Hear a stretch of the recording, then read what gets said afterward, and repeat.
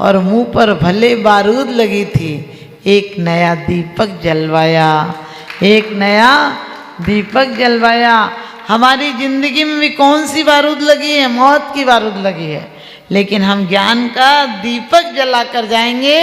हम तुम जब तक बोल रहे हैं, जब तक इनका मेल है, पुद्गल और चेतन का जब तक संयोग है, तब तक ही बोल पा रहे हो, और तब तक ही हम क्या करेंगे? ज्ञान का दीपक जलाएंगे, क्योंकि सांसों का तेल है, तब तक हमारा तुम्हारा मेल है, तब तक देख पा रहे हैं। किसी को देखो तो सोचो क्या पता आखिरी दिन देख रहे हैं, किसी से मिलो तो लगे आखिरी दिन मिल रहे हैं, किसी दुश्मन को भी देखो तो सोचो क्या पता ये दोबारा मेरा मित्र हो जाए, घर का परिजन हो जाए। इसलिए मुझे ऐसी गलती नहीं करना है। एक सेठ के क्रम से करके 7 बेटे मर गए, एकमात्र उम्मीद का दिया जल रहा था, एक पोता था उसके। उसने सोचा चलो पोते के सहारे अपनी ज़िंदगी काट लेंगे, लेकिन अचानक पोता भी बीमार हो गया। सेठ ने बहुत इलाज कराया, लेकिन पोता नहीं बचा।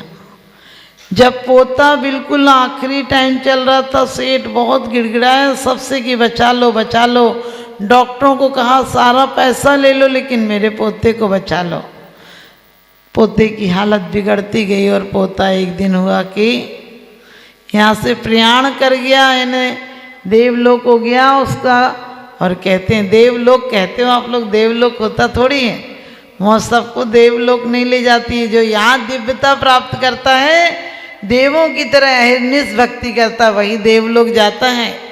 तो कहते हैं उसकी मृत्यु हो गई। सेठ बहुत रोया, बहुत तड़पा, और मौलवी मौलाना के पास, पंडितों के पास गया, कहने लगे मेरे पोते से मिलवा दो। राजा बाबू कहता था उसको, राजा बाबू से मिलवा दो। बहुत थाड़े मार मार कर रोया, बहुत। कहते हैं उसका करुण क्रंदन देखकर एक व्यक्ति ने कहा कि मैं तुझे मिलवा दूंगा, लेकिन आज से 13 दिन बाद आना और तुझे शमशान में मिलवा दूंगा।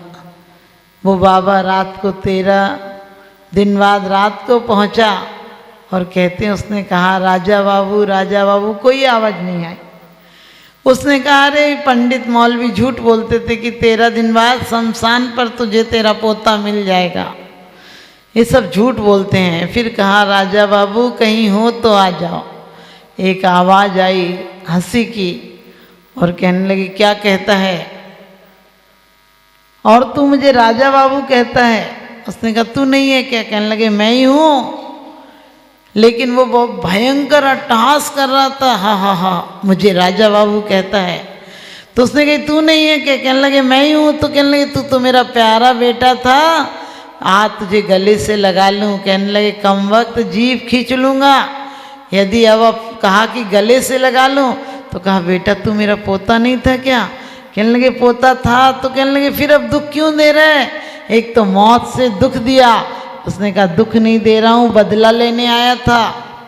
तूने जमीन जायदाद के पीछे मेरे 7 बेटे मरवा दिए थे, और मेरे 7 बेटे जो मरे थे उनके लिए मैं बूढ़ा बाप तरस तरस कर मरा था। इसलिए हम 7 बेटों ने, मेरे 7 बेटों ने तेरे बेटे होकर बदला लिया। एक एक करके तड़पा तड़पा के मार के गए हैं तुझे, और तेरे जो बेटे थे जिनने मारने में सहयोग दिया था, वो आज तेरी 7 बहुएं बनकर तड़प रही हैं। और मैं बुढ़ा बाप अपने बच्चों के लिए विलक विलक कर मरा था, और संकल्प लिया था कि अगले जन्म में तेरे से बदला लूँगा, और मैं आज बदला लेकर चला गया। तुझे जीवन भर क्या, आखिरी दम तक शांति से नहीं जीने दूंगा। ये है निदान का बंध। तो हम लोगों को ऐसी कभी किसी से ऐसा कर्म नहीं करना है जो अगले जन्म में हमारा इष्ट मित्र होकर बदला लेने आए। बताओ पड़ोसी से लड़ाई होगी तो तुम घर बदल दोगे, मकान बदल दोगे, ज़्यादा झगड़ा होगा तो शहर बदल दोगे, लेकिन अपनों से क्या बदलने जाओगे? अपनों से बदल नहीं पाओगे, क्योंकि ये दुनिया बड़ी जालिम है। कुछ कहो तो कहने नहीं देती, सहो तो सहने नहीं देती, तमाचा मार तो देती है पर रोने नहीं देती, रोने नहीं देती। तो हम लोगों को अपने कर्म इतने अच्छे करना है यहाँ कि अगले जन्म में हमें कभी भी ऐसी कोई आपत्ति नहीं आए, लेकिन फिर भी कर्मों की श्रृंखला चलती रही तो ये तो हिंडोला है, कभी ऊपर कभी नीचे झूला जाता ही है, कभी स्वर्ग गति में जाता है, कभी नरक और त्रियंच गति में निगोद में चला जाता है। हम इसे झूले से उतरना है, अपने आप में अनुभव के झूले में झूलना है, तो एक दिन हम भी सिद्धालय के वासी बने, आप सबको भी सिद्ध गति प्राप्त हो, और हम भी भले चाहे चक्रवर्ती बने या नहीं बने, लेकिन जिस प्रकार से उन्होंने दया रूपी चक्र के द्वारा नतमस्तक सबको कर लिया था, और उसके बाद शुक्ल ध्यान के चक्र के द्वारा कर्मों को नष्ट कर दिया था, ऐसा चक्र हमें जरूर प्राप्त हो जो संसार चक्र का विध्वंसक हो। आप सबके जीवन में संसार का चक्र नाश हो, इन्हीं शुभ भावनाओं के साथ। एक बेका प्रमोद मत्ता कहते हैं, प्रमुदित भाव से, पूजा के भाव से सिर्फ जा रहा था, पूजा की नहीं थी, लेकिन कैसे भाव से जा रहा था, खुशी से जा रहा था। और कहाँ राजा श्रेणिक तो बाद में पहुँचे, मगध सम्राट बाद में पहुँचा, लेकिन जो उसके पूजा के भाव से जा रहा था और उनके पैर के, हाथी के पैर के नीचे दब के मरा, और वो क्षण भर में भगवान के निकट जाकर दर्शन कर रहा था। और उसने दर्शन का प्रभाव दिखाने के लिए मेंढक का चिन्ह मुकुट में बना रखा था।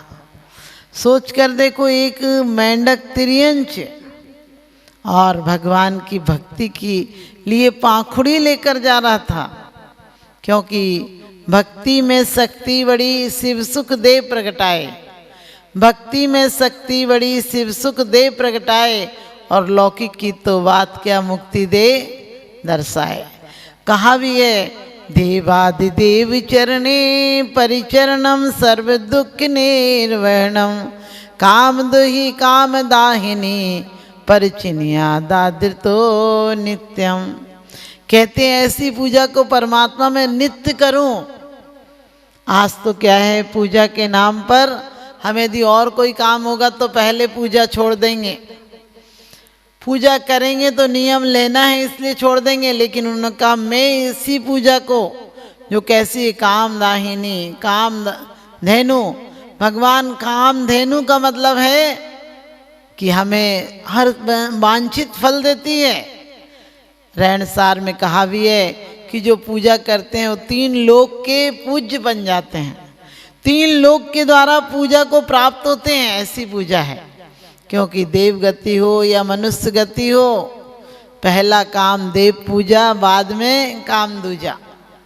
पहले देव पूजा जो प्रमुदित मन भाव से करता है, उसे क्या होता है, काम का यानी वासनाओं का नाश होता है और कल्प वृक्ष जैसी मुक्ति की प्राप्ति होती है। और कहा भी है कि प्रमुदित मना क्षणा दासी स्वर्गी गुण गण समृद्धा सुख निधि। अभी तो सिर्फ स्वर्ग में गया है, लेकिन जो प्रमुदित भाव से भगवान की पूजा करते हैं वो शिव सुख समाजम किम तदा, वो शिव सुख को भी समाज में, शिव सुख की समाज में यानी सिद्धालय में सिद्धों के निकट जाकर एक दिन सिद्ध गति को प्राप्त करते हैं। ऐसी पूजा है 3 लोक में यदि कोई शिव सुख देने वाली है तो वो पूजा है।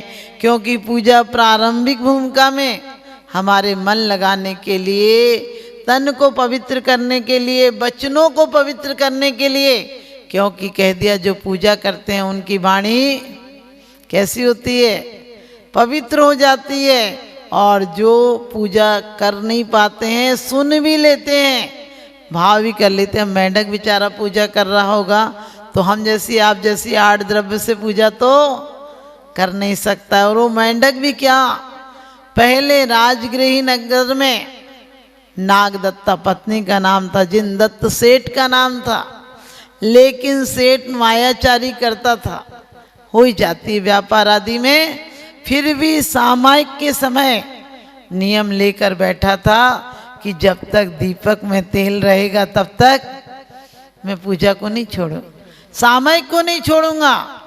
और पत्नी को पता नहीं था, पत्नी सोच रही है अंधेरे में बैठे हैं, तो वो बार बार आकर तेल डाल जाती थी। गर्मी का समय था, नियम नहीं तोड़ा, और जाकर पहले जो मायाचारी की थी उसके प्रभाव से कौन सा मेंढक हो गया। लेकिन ध्यान रखना, जो सामायिक नहीं छोड़ी थी उसके परिणाम स्वरूप उसको क्या भाव रहे कि मैं पूजा के लिए जाऊं। हर मेंढक के भाव नहीं होंगे।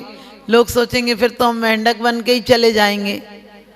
हर मेंढक के भाव नहीं होते हैं। पूर्व की क्रियाएं आज संस्कार बन जाती हैं, और आज की क्रियाएं अगले जन्म का संस्कार बन जाएंगे।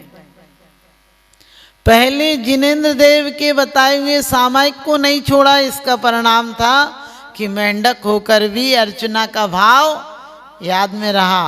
और जब सुना कि भगवान का समोसरण आया है, तो क्या बावड़ी में से एक छोटा सा, आप कहोगे बावड़ी तो इतनी गहरी होती है, उसमें से कैसे निकला होगा? तो पहले बावड़ियाँ भी सीढ़ीदार होती थी, बावड़ियाँ भी लबालब भरी होती थी कि कोई भी पानी से ऊपर आ सकता है। और जब उसने चर्चा सुनी कि समोसरण आया हुआ है, तो एक छोटी सी पाखुड़ी लेकर क्या खुशी से फुदक फुदक के जा रहा था कि भगवान के दर्शन को जा रहा हूँ। और लेकिन मर गया। और आपको पता है मरा कैसे? पहले तो मेंढक बनने के बाद जिससे राग होगा, बार बार पत्नी आती थी तो उसके घड़े में आ जाता था, पत्नी उसे फेंक देती थी। लेकिन एक दिन सुब्रत मुनि से उसने पूछा, स्त्री ने, कि महाराज मैं पानी भरने जाती हूँ तो एक मेंढक बार बार मेरे यहाँ आ जाता है, कुएं में जाती हूँ तो। मुनिराज ने कहा वो तुम्हारे पतिदेव हैं। तो फिर जब पता चला पतिदेव हैं तो क्या करा, आदर भाव से घर की बावड़ी में लाकर उसे डाल दिया।